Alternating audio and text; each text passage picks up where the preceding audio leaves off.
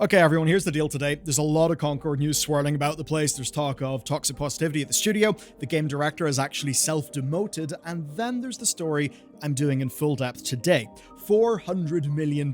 It's a massive claim. So the question is, did Concord cost that?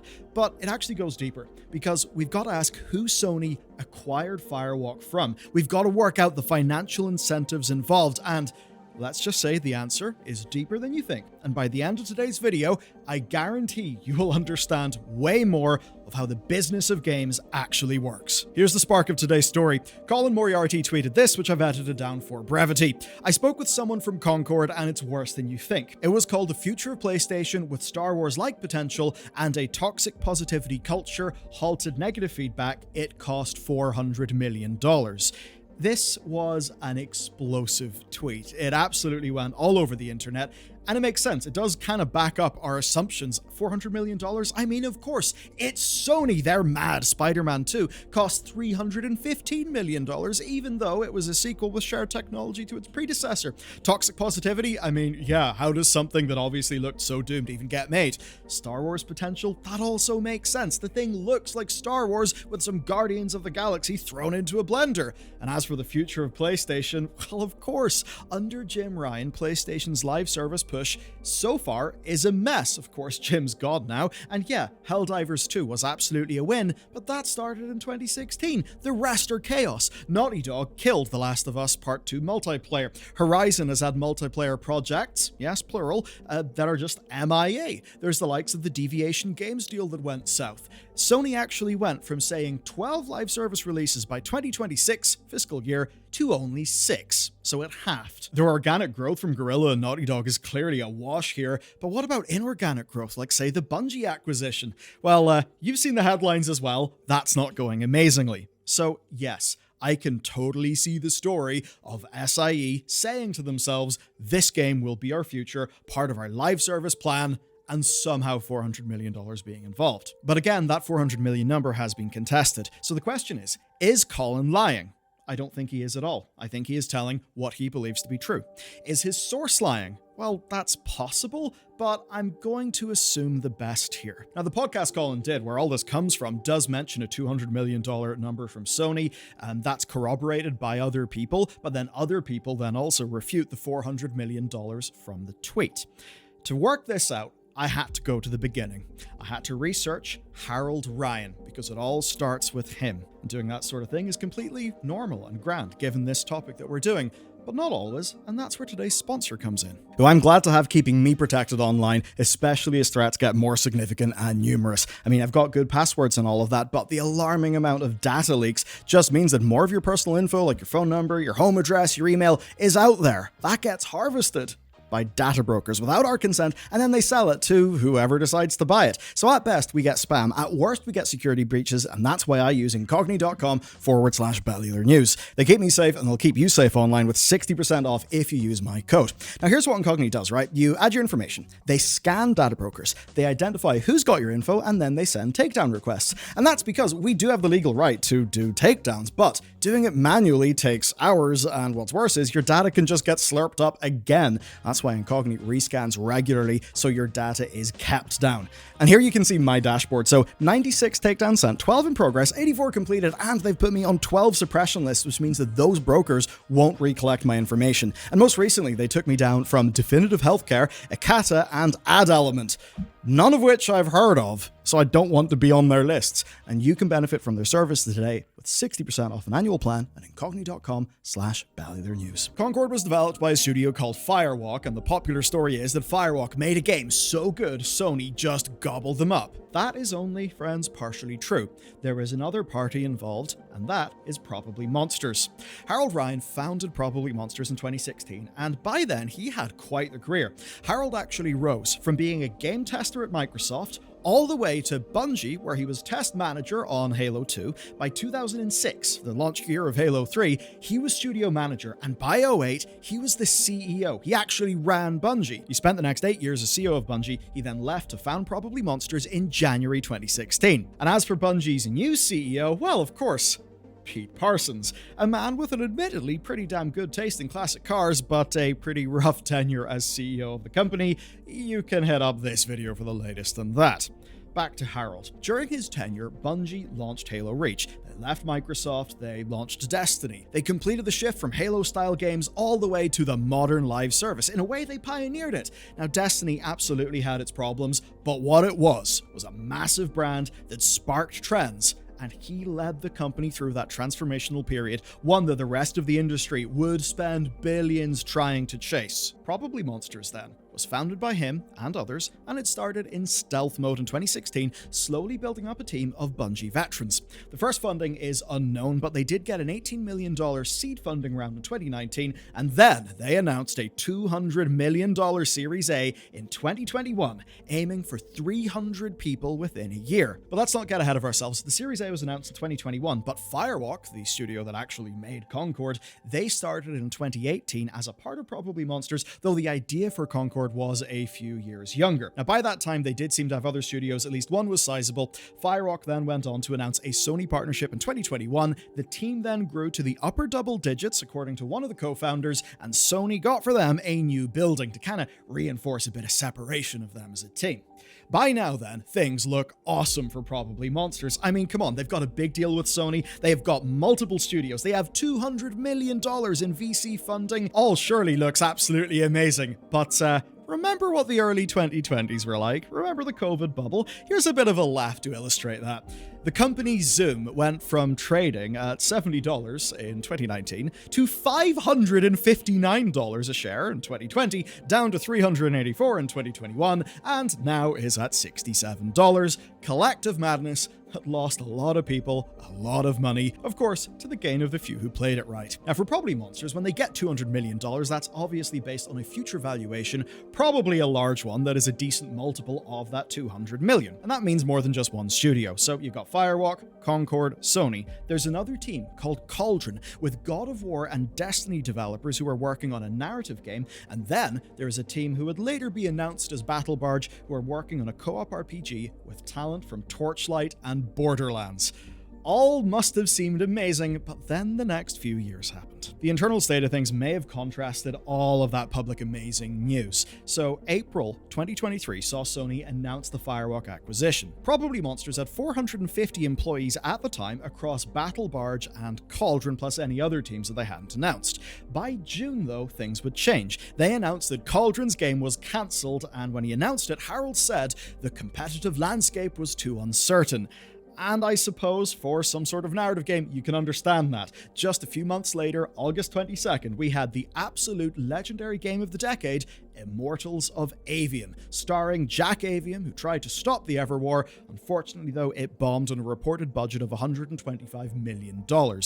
You can see why the market perhaps isn't enthusiastic. But don't worry, because around the same time, Battle Barge was revealed to the public. Externally then, it looked a bit worrying. I mean, they only had one announced studio. They just had to kill one of their major games. It was only Battle Barge. Well, turns out that's actually not the case. They had incubation teams, and that's why in April 2024, they unveiled Hidden Grove, another studio. They highlighted it once more, having Destiny 2 veterans, like their general manager, who was a creative director over at Bungie. Now, I dug up this Polygon interview from April, and in that, the GM basically hinted to the journalist that there would be Battle Royale elements, and then said there'd be a closed alpha in the summer. Now, either closed alpha means closed alpha, and it has not been leaked, and like it is actually happening and it's going to plan. Either that or, well, we haven't heard anything about it and the summer is past, and therefore maybe there's been some sort of delay.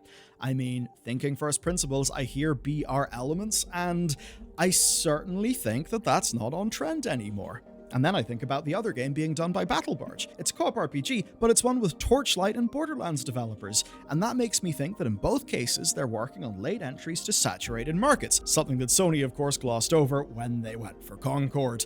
So, now that you know the context, let's talk about the deal and the 400 million. Once again, I'm trying to steelman everybody here, assuming no lies. Colin and those who refute him, I believe, are telling their own personal truth based on all that they believe. That means the $400 million number comes from somewhere, but it's not what Sony sunk into Concord's development, given how many people are saying that's not the case. Now, Colin's podcast mentions PlayStation spending $200 million. The tweet says it cost $400 million. The it there is Concord. And the most simple explanation there is you just add the $200 million from the Series A to the $200 million from PlayStation, and then you get the cost of Concord spread between Sony and ProbablyMonsters being $400 million.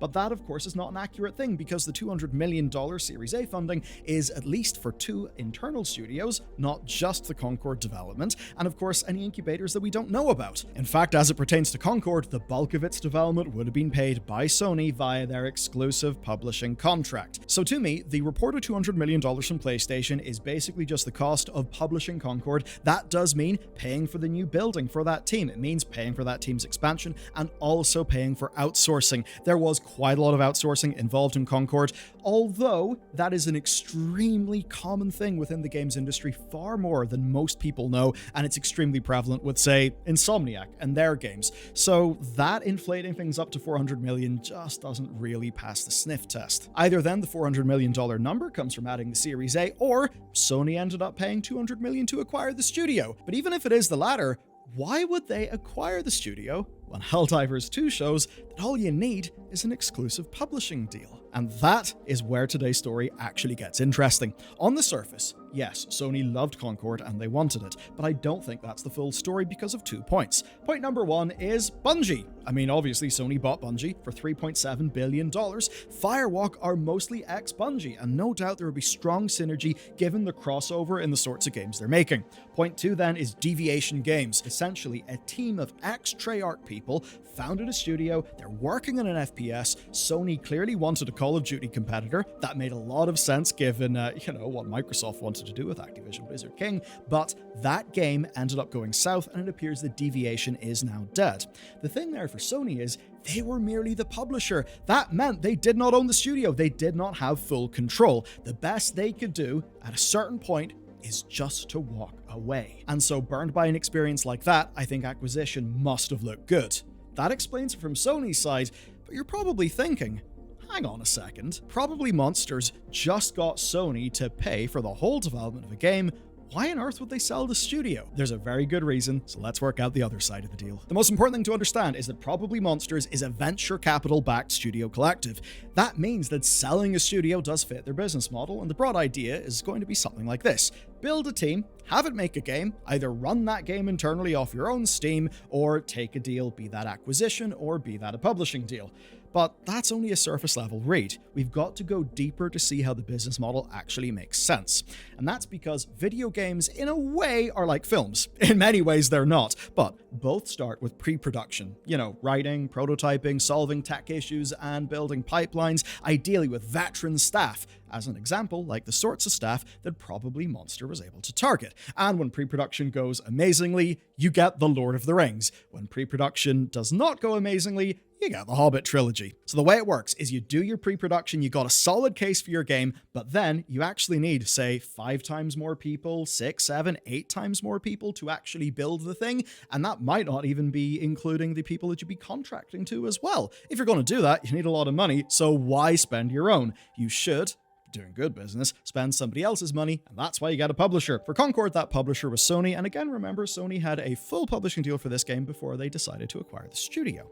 In a case like this, Sony pays for full production, which is the most expensive part, and that kind of makes sense. Sony are a big company, they have a lot of money, what they can provide is capital and scale. A smaller, more incubation-focused company, well, maybe they are the sort of company that's good at making ideas, building small teams of absolute pros. And that's sort of how the market shakes out. Now let's take Helldivers 2 as an example. Obviously Arrowhead had a good relationship with Sony because of Helldivers 1, but Arrowhead, as of January 2016, had around 30 staff. Of course though, with Sony's deal to do full production for Helldivers 2, the team grew to well over 100, and I believe it's currently growing now. And that means when we look at, say, Cauldron and the death of that, it's probably because they could not find a publisher for that game. That means that while they might have a great vertical slice, a great plan for the game, they just weren't getting any biters.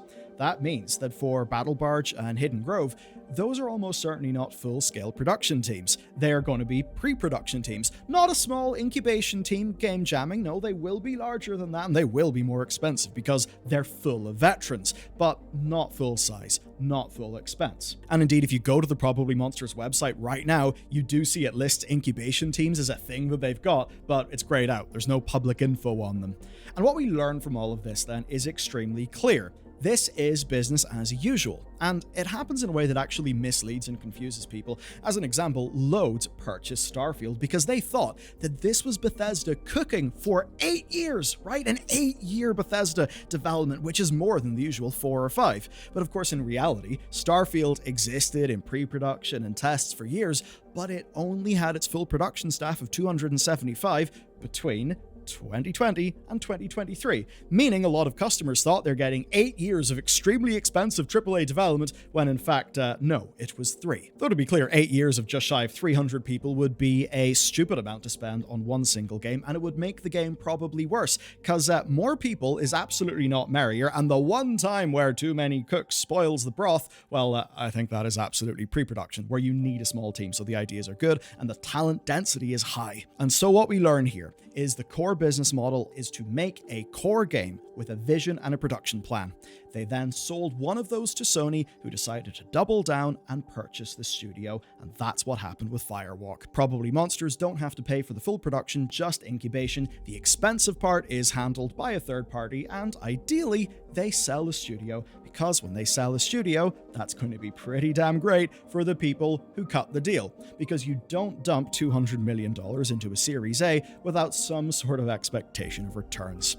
And so Firewalk is now a studio in limbo. The staff there do not know what Sony have got planned for either Concord or them, but it is relevant that they've got skills that have a lot of overlap with Bungie, and I've heard on the grapevine that Marathon is actually a bit of a shit show, so it seems Bungie might need the help. Now, to understand Bungie's dire situation, you gotta watch this video next.